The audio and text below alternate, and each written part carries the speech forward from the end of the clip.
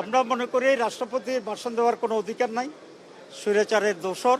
রাষ্ট্রপতির ভাষণের একটা বিষয় আছে, সেই বিষয়ে বিরোধী দলের ভূমিকা কি থাকবে, এবং আমরা যেটা বলে এসেছি যে সংবিধান সংস্কার পরিষদ শপথ যেহেতু আমরা নিয়েছি সংবিধান সংস্কার পরিষদের সদস্য হিসেবে, সরকারি দল নেয়নি, আমাদের একটা দাবি আছে যে সংবিধান সংস্কার পরিষদের শপথ নেওয়া এবং এই সংসদটাকে সংবিধান সংস্কার পরিষদ হিসেবে কার্যকর করা। সেই বিষয়ে আমাদের আগামীকালকে ভূমিকা কি থাকবে, এই বিষয়গুলো নিয়ে আলোচনা এখনো চলমান আছে। কি সিদ্ধান্ত হলো এটা আপনারা মিটিং শেষে জানতে পারবেন। এটাও আপনারা মিটিং শেষে, সেখানে আলোচনা এখনো চলমান আছে, মিটিং শেষে আপনারা, আমি যে শুধু টপিকগুলো বলে গেলাম। Thank you.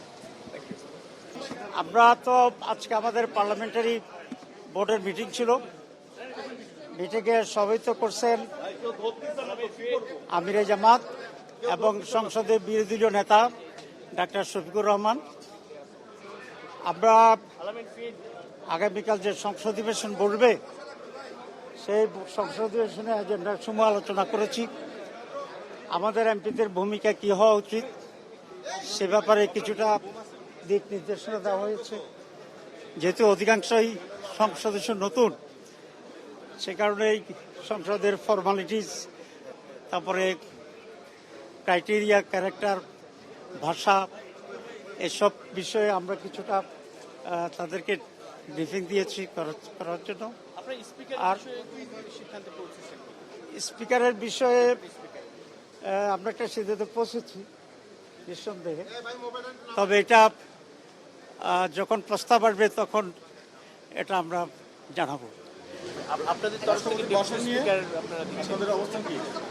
সে অবস্থানটা একটা সিদ্ধান্ত রয়েছে, আজকে সেটা আমরা বলছি না, এই কথাই তো বলবো পরে।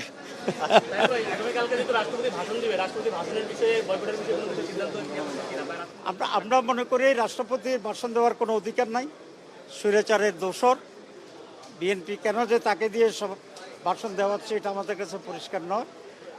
তো এই বিষয়ে আমরা কিছু সিদ্ধান্ত নিয়েছি, সেটা আপনারা কালকে জানবেন। সবচেয়ে সংবিধান সংস্কার পরিষদেরও একটি বৈঠকের বিষয় আছে।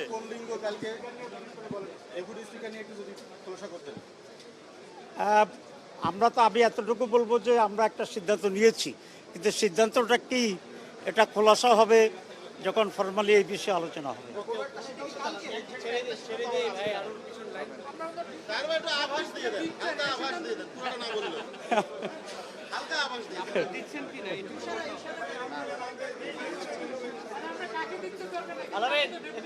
আচ্ছা, আপনারা তো অনেক চৌকস সাংবাদিক, আমার কথাবার্তায় যদি না বোঝেন তাহলে কিছু করার নাই।